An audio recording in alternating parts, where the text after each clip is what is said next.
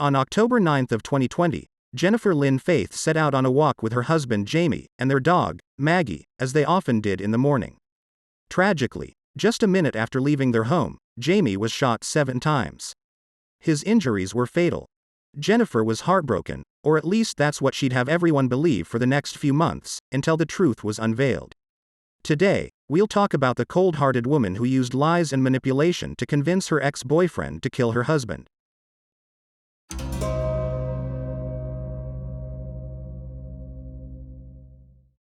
"15 years before the day of the shooting, Jamie and Jennifer met on a blind date. Their friends said that they instantly clicked and were a good match for each other. In 2012, the pair married and Jamie legally adopted Jennifer's daughter from a prior marriage. Everyone, including Jennifer herself, would say that Jamie was an excellent father to her daughter. Jamie loved many things, but undeniably, it was his family and friends he valued the most. In being with such a dedicated and caring man, it would appear that the two had a perfect marriage. But things are not always as they seem, and the dedication was one-sided. Jennifer may have tied the knot with Jamie, but really, her heart still belonged to another man. You see, when Jennifer was in high school, she met Darren Lopez. She called Darren her one and only love and cared for him deeply. However, Darren went to serve in the army, and when he was deployed to South Korea, they broke up. He served a total of 26 years. Darren was the man she wanted to be with the whole time, but because of his absence she married Jamie, using him as a replacement. So, after 26 years, when he finally arrived home, Jennifer reconnected with him. In March of 2020, just 3 years after she and Jamie had relocated to the Dallas neighborhood where the murder occurred, Jennifer and Darren started talking on social media. The pair would end up sending over 116,000 texts during the time of their reconnection, making it evident that their relationship was an obsessive and unhealthy one in which they could only make each other worse. The real trouble began when Jennifer realized she had gained control of Darren, a man who cared about her and would want to protect her from anything. She began to use this to her advantage in an elaborate plot to get rid of her husband so that she could be with Darren. She created 2 email accounts, one pretending to be her husband and another pretending to be one of her friends. She then arranged communication between herself, Darren, and the fake accounts, discussing the topic of violence at the hands of Jamie, to make it seem like her husband was abusing and SAing her. In this email, for example, Jennifer pretends to be her own friend and sends Darren a message, in which she lies and says Jamie is abusive. Acting as her friend, she writes, "I talked to Jen, he's been burning her among other things. I convinced her to send me a pic, see below, just in case we need it. She didn't want me to tell you, so please keep it between us." To make the claims more realistic, Jennifer also forwards him a message sent from her real account to her fake friend account. This message includes a photo, which she later admitted to be a stock photo, of some burn marks and the caption, "Again, please do not tell Darren about this." Eventually, Darren began to talk to Jennifer directly about the mistreatment he was told about, as he was concerned for her safety. He started openly messaging her about it and no longer pretended not to know about the so-called abuse. This was Jennifer's goal from the start, to make him feel like he needed to save her. Once she reached this stage, Jennifer asked him to be part of her plan to murder Jamie. Thinking that he would be doing the right thing, Darren agreed and Jamie's fate was sealed. In October of 2020, Darren set out on his journey from his house in Tennessee to Texas. He drove over 600 miles to Jennifer's home. When he arrived, he waited several hours until both Jennifer and Jamie woke up and began their morning walk. Wearing a hood and a blue mask, Darren approached the couple and shot Jamie a total of 7 times, 3 times in the head, 3 times in the chest, and once in the groin. He then pretended to attack Jennifer to make the assault more realistic. He put duct tape around her hands and struck her. He then faked trying to steal her jewelry. When she started to scream for help, he fled the scene in his black Nissan truck, which is seen here on a surveillance camera. Not long after, Jennifer was brought in for questioning. She gave investigators a tearful account of what happened. The birds turned and just dark eyes and coming toward me, and so I yelled no, and I had the dog, and I started to run, and he tackled me to the ground, and I stopped, ran, and he was hitting my face.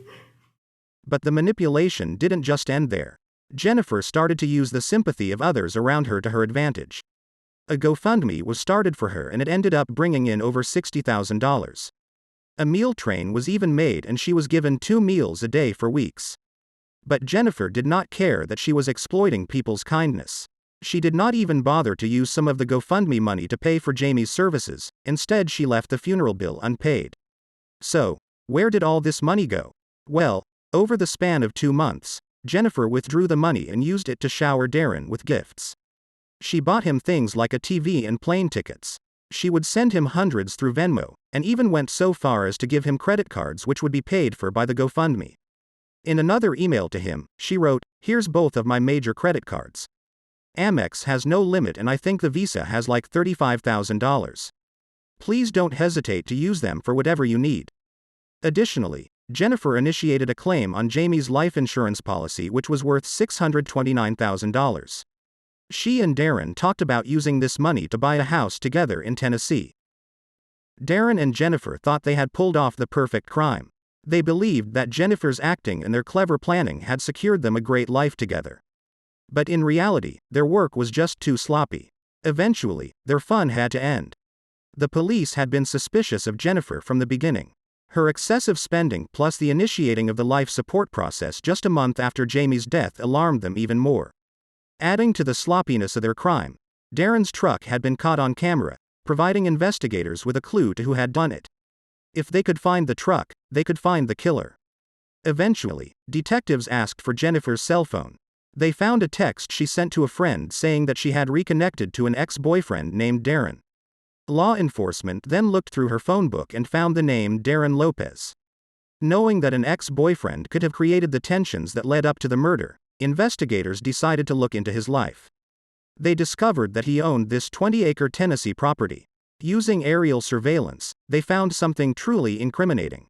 It was a black Nissan truck with something that could confirm it was the same one at the shooting. A distinct T-shaped sticker, as seen on surveillance footage near the Faith home, could be seen on the back.